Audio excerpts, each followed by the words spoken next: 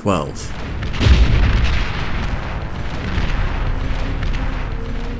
39. Each battle, his sensors picked up every detail of every exquisite kill and every battlefield performance log, and saved it within his high-performance, permanent cubic matrix cognition cortex. 54. So he could loop over each detail and get stronger. 62. Each battle that his mind was summoned to participate in, as a Tzar, he answered the call. 93. But even in death, he would always return. 149. Reginald here. So I don't know how many videos I'm going to do on this subject, but BAR has really been capturing my attention the last few weeks. I have been having a tremendous amount of fun getting better at the game and getting a better handle on its mechanics and differences with it and Supreme Commander. It's hard to contain my enthusiasm, really. When something like this hits the spot, it's just tough not to talk about it. So I'm making a video about it. Now this is a tutorial, and that might be kind of weird considering I'm pretty much a rookie by any standard. I've got maybe 20 hours into the game tops, though obviously I have a lot of experience in Supreme Commander and they are adjacent titles mechanically. But the reality is there's a lot of depth to BAR I just don't understand yet. So let's say this tutorial is targeted to new players like myself who are playing in newbies and middle tier lobbies, which if you're also new to the game, then this is going to be you, so this tutorial will work just fine at the level you're playing at. In fact, in many ways, the way the game is played in the noobs novices brackets tends to be so much different than how the pros do it that a tutorial targeting that skill bracket wouldn't necessarily be super useful. My overview for this video looks like this: the Tzar. First, let me just introduce this cool beast of a tank. The Tzar Very Heavy Assault Tank is the Cortex faction's most powerful conventional vehicle, produced at the Cortex T2 Vehicle Lab. At first glance, it is very similar to the Armada Fatboy, but after a deeper dive, I've learned enough about this hefty, armored annihilator to appreciate what it brings to the table for the Cortex. The role of the Tzar in your roster is that of a T1 to T2 transition phase battlefield resetter and an early T2 phase formation stiffener. Building and intentionally deploying just one of these while most players are just transitioning out of T1 can completely shift the balance of power in a frontline land battle, as a Tzar sweeps aside entire formations of T1 in just a handful of shots. It can also be used to break into heavily fortified T1 defensive lines and crack a stalemate. Finally, if using no more than 3 Tzars, this tank can efficiently strengthen a middle era T2 formation. Tutorial and details. For those of you new to Beyond All Reason, their website has a fabulous, pretty well maintained unit guide full of all the available units for the two factions fully present in the game right now. That includes the Tzar. So let's blast through that real quick. The Tzar's cost is 1,650 metal, 22,000 energy, and it takes 4 minutes and 21 seconds to build unassisted. It has a health of 7,800 and a sight range of 395. It has a speed of 41 with a DPS of 300 and a weapon range of 650. Let me try to add a little context via some compare and contrast. The Cortex T1 Brute medium tank has a speed of 73 and 1,970 health, but only costs a mere 235 metal to produce and deals 83 DPS. The Grunt has only 270 health and only costs 36 metal and deals 74 DPS. Cool. Let's be real, I still have no idea what most of those numbers mean. Like, great, Tzar number is bigger, but that doesn't really help. Maybe we can get more of a clue with some testing. But before we do, let's look at one other comparison. The Fatboy. The Armada Fatboy costs 1,400 metal, almost as much, but half as much energy at 11,000 energy, and takes 51 seconds less to produce unassisted. Its health is the same, its sight range is longer, its speed is slower at 30, its DPS is way lower at 119, and its range is slightly higher at 700. Okay, so keep those stats cards in mind. Here's what that translates to in the game. We are out on the range today, so please bear with the sound of nuclear ordnance in the background.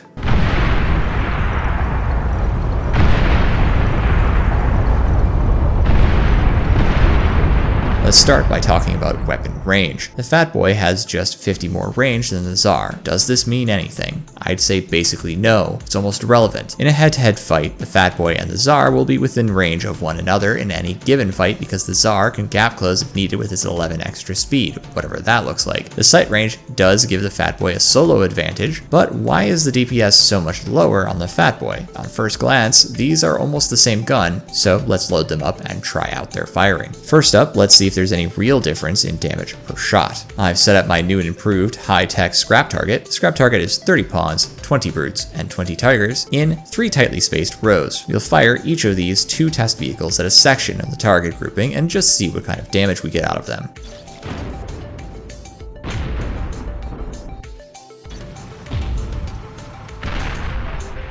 As you can see, the Fat Boy is a bit more AoE than the Tzar, but both of them are having no issue killing a large number of enemies in a radius and dealing significant damage to the tanks in just a few shots. A quick double check test confirms that both singular shots are dealing close to the same amount of damage, with the Fat Boy and Tzar both dropping the Brute to around 55-ish% with a direct hit. So what is the difference? Well, it comes down to fire rate. The Tzar fires almost 3 times for every time the Fat Boy fires. That's a lot faster. To get the same effect and output, you really need 2 to 3 Fat Boys. A singular Tzar can pump out enough damage to really make an impact on the field, especially against large numbers of weaker T1 units. While the Fat Boy is going to need a lot more support to see its AoE damage make maximum impact. But what about the difference in speed? 11 doesn't seem like much. In fact, what do all these ground speed numbers actually mean? Well, here is an incisor, brute, a tiger, a pawn, a welder, a tick, a Tzar, and a Fat Boy in a ground race, just moving some arbitrary distance. Watch. Note that the welder and the Tzar have nearly the same ground speed at 47 and 41 respectively. So the faster vehicles did win, and that's a given.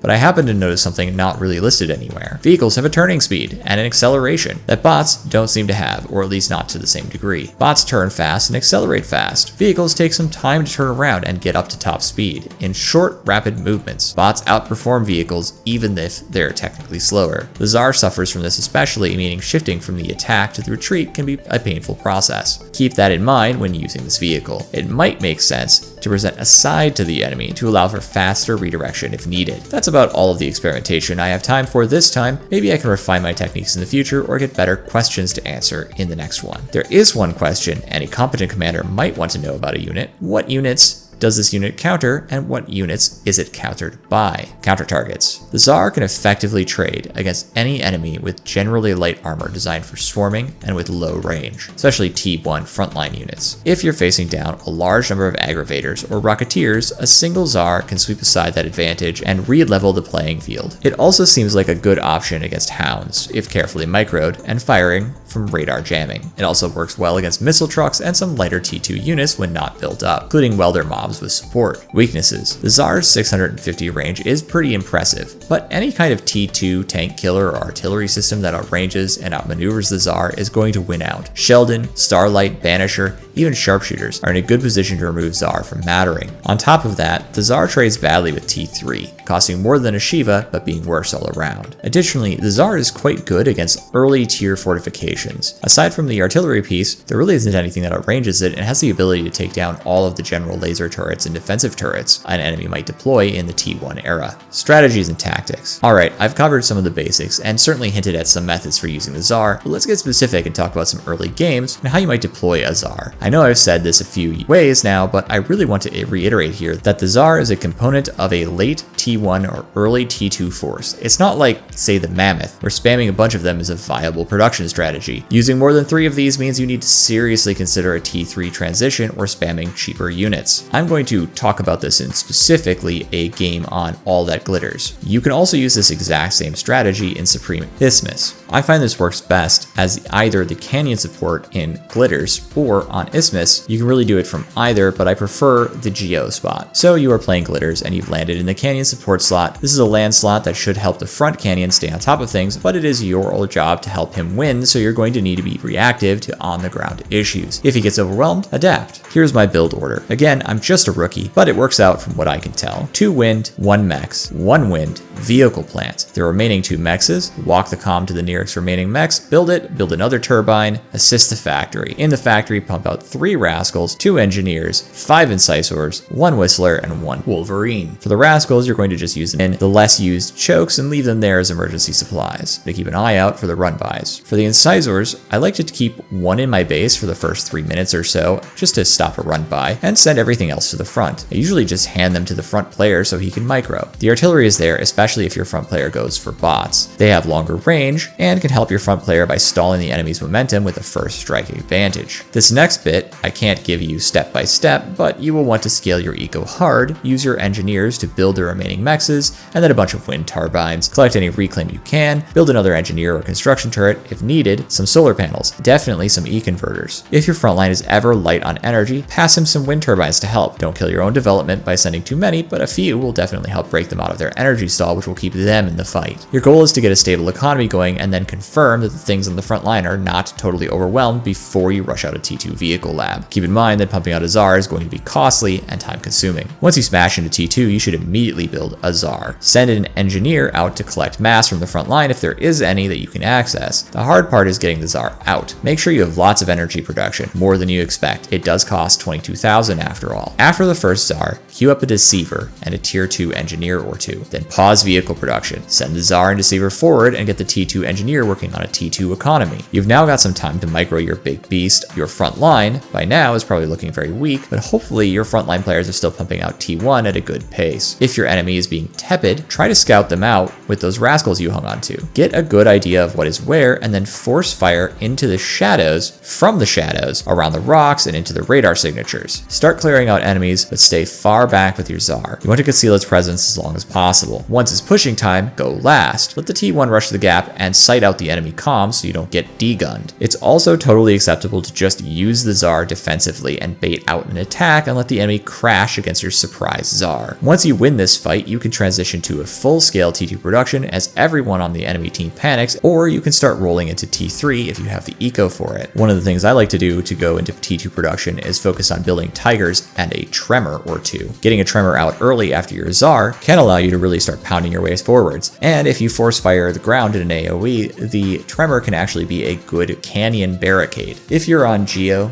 then it's really the same plan here. If you happen to be in the Oceanside section, you're going to be doing things a little bit different. So don't forget that your T1 vehicle lab will allow you to exploit the pond with a muskrat. While it's not the first choice I would go for at the early stage of my economy, in the middle part of my economy it's not a bad idea, and it can certainly secure your energy from run-bys. If in a Geo spot, you do need to incorporate that into your build order, and you should be able to use beach rocks there to help speed the T2 transition. If you can win the middle reclaim, you can rush out a T2 very early. The next part of your strategy has nothing to do with your map, just your posture. Are you winning the ground battle and aggressive? Add more Tigers. Are you stuck on a fortification? Add a few Tremors and let it rain until you can ride forth. Also keep in mind that you're in a noobs lobby. Not everyone knows the ideal roles for each slot. If your technology player is having a little trouble sharing around the T2 engineers, you can also start to share those around since you've already got that T2 vehicle lab up. Otherwise, if you're really stuck on the enemy and you haven't been able to exploit your advantage in getting this T2 unit out early or otherwise, move to T3. The last section in this tutorial is tips and tricks. While I've only been playing for a little while, I have used the Tzar as much as I can in the last, 10 or so games. I find the vehicle very fun, so I've been using it a lot. The Tzar can drive right over T1's Dragon's Teeth, friend or foe, destroying them. 2. It may make sense to include a Deceiver when building a Tzar. It's cheap and moves the same speed by default and can help conceal your enormous cannon fire delivery platform from enemy radar. 3. With the AoE being so large, force firing the ground can be a great way to clear out light fortifications and dissuade enemy pushes into choke points. Even if you can't see what you're shooting at, the AoE is large enough to allow you to hit it, oftentimes. 4.